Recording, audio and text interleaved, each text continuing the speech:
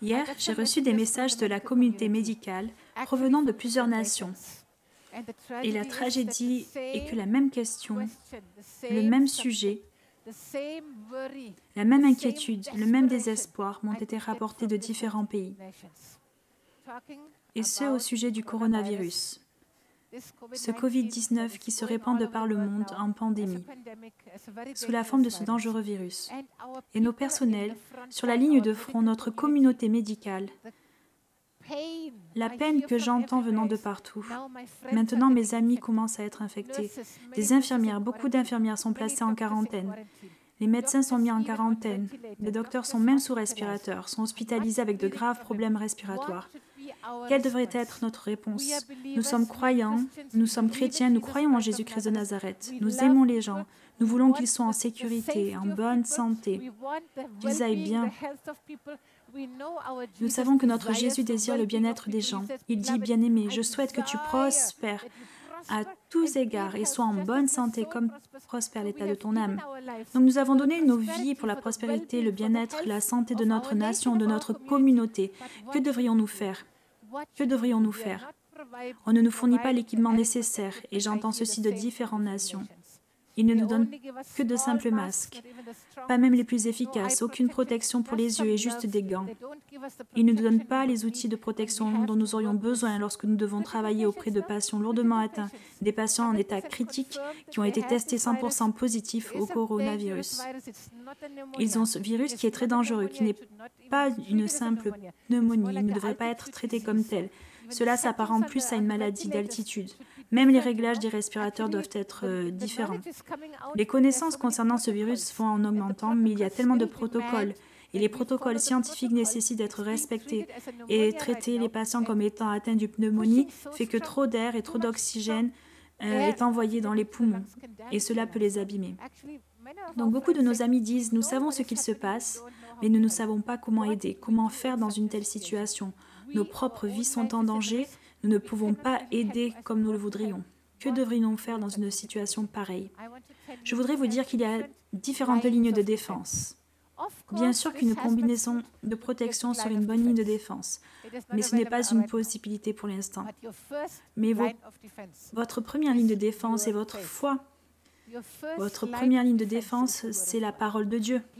S'il vous plaît, rappelez-vous que Dieu a tout créé de rien. Dieu a créé tout l'univers avec des mots. Par sa parole puissante, il soutient toutes choses, même maintenant. Il peut vous soutenir par sa parole puissante. Il peut vous soutenir par sa parole puissante. Vous pouvez le lire dans Hébreux. Nous comprenons par la foi que toutes choses ont été faites par la parole de Dieu. Donc lisez dans Hébreux chapitre 11 ce que la foi peut faire, quelle victoire votre foi peut vous faire remporter. Sachez que vous n'êtes pas sous la loi du péché de la mort. La loi de l'esprit de vie en Jésus-Christ vous a libéré de la loi du péché et de la mort. Vous pouvez le voir en Romains 8, verset 2. La loi de l'esprit de vie en Jésus-Christ vous a libéré de la loi du péché et de la mort. Vous voyez, il y a beaucoup de versets différents qui ont besoin de devenir une révélation dans votre esprit. C'est en décembre, je crois, que j'ai entendu parler de ce virus. Et j'ai commencé à prier. Je voulais juste écrire sur l'hygiène, mais le Saint-Esprit m'a conduit à étudier la vie de John Alexander Dowie. Et j'ai été surprise lorsque je l'ai vu. Vous savez, il y avait une peste. Les gens tombaient comme des mouches, mourant dans la rue. Juste tombant morts.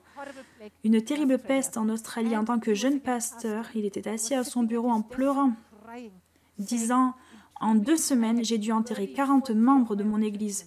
Où se trouve l'aide ?»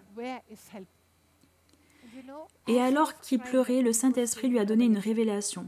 Le Saint-Esprit lui a donné une révélation profondément dans son esprit de Actes 10, 38, où il est écrit comment Dieu a oint Jésus de Nazareth, du Saint-Esprit et de puissance, et qu'il allait de lieu en lieu faisant du bien et guérissant tous ceux qui étaient sous l'emprise du diable, car Dieu était avec lui. Donc Jésus pouvait guérir les lépreux, il pouvait rester au milieu des maladies, il pouvait même ressusciter les morts, il pouvait être au milieu du chaos, mais il n'était pas attaqué ni affecté. Voyez, il a reçu cette parole comme une révélation dans son esprit. Et lorsque cette révélation a explosé dans son esprit, lorsque son esprit a attrapé cette révélation, pour ainsi dire. Sa foi a pu devenir une substance. La foi est une substance, c'est la substance des choses que l'on espère et la démonstration de celles que l'on ne voit pas.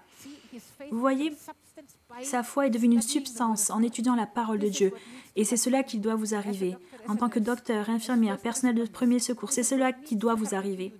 La parole de Dieu doit devenir une révélation.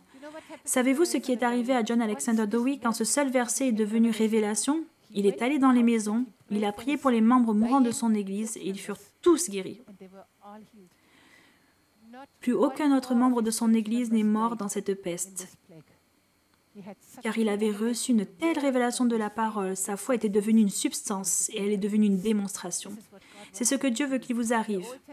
Dans l'Ancien Testament, le prêtre était celui à qui l'on amenait les lépreux.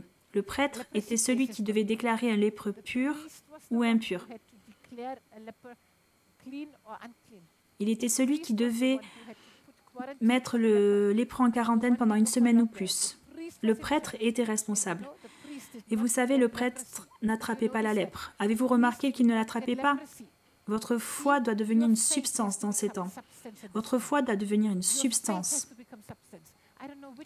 Je ne sais pas quel verset va devenir substance pour vous. Peut-être ce sera Romains 8, 11. Alléluia. Et si l'Esprit qui a ressuscité Jésus d'entre les morts habite en vous, celui qui a ressuscité Christ d'entre les morts rendra aussi la vie à vos corps mortels par son Esprit qui habite en vous. Vérifiez par vous-même Romains 8, verset 11. Si cela devient, si l'Esprit qui a ressuscité Jésus-Christ d'entre les morts habite en vous, il rendra aussi à la vie vos corps mortels par son Esprit qui vit en vous. Alléluia. Cela peut devenir une révélation telle en vous. Une parole doit devenir substance dans votre vie.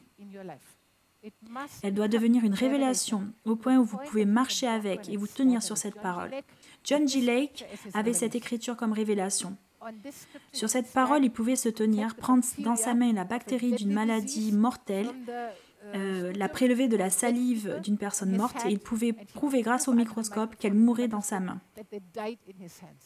C'est ça que vous devez faire maintenant. C'est votre première ligne de défense. Votre foi est votre première ligne de défense. Bien sûr que la deuxième ligne de défense existe. La seconde ligne de défense serait d'être sûr de dormir suffisamment. Oui, il y a une pandémie. Oui, il y a une situation terrible.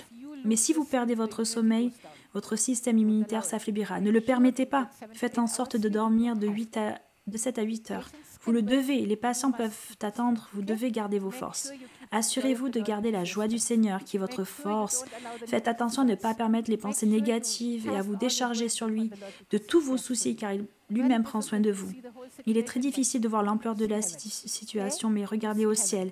Regardez au ciel. Regardez à Jésus et son règne. Voyez que Jésus vous a placé en tant que prêtre dans cette situation pour bénir les multitudes. La prochaine ligne de défense est la nutrition et les suppléments alimentaires. Arrêtez le sucre blanc complètement qui affaiblit votre immunité jusqu'à 8 heures après la consommation. Vous le savez, je l'espère. S'il vous plaît, arrêtez le sucre blanc et tout ce qui en contient. Si possible, mangez des produits à base de farine complète. Même le riz blanc est à éviter. Tout ce qui devient du sucre affaiblira votre immunité.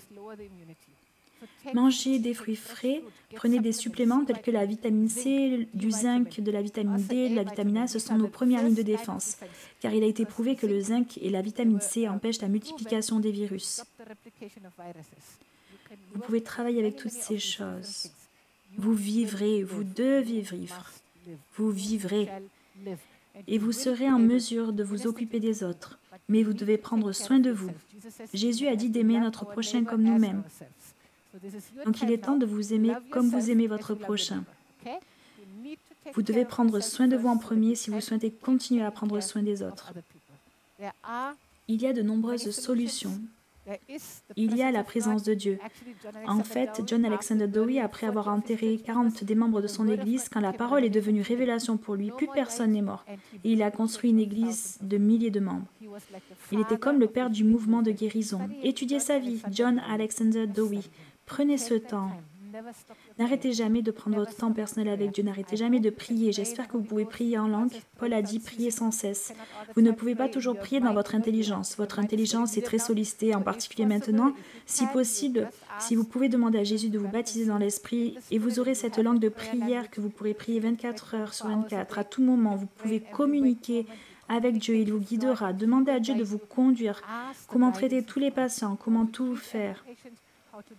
Nous prions pour vous, nous prions pour vous, nous prions pour vous, nous vous bénissons, nous vous aimons, nous sommes très reconnaissants pour votre service, votre ministère, votre dévotion.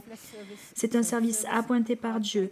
Vous savez, les prêtres étaient ceux qui servaient pendant les épidémies de lèpre. Vous êtes des gens merveilleux, nous prions pour vous, nous vous bénissons, nous vous aimons.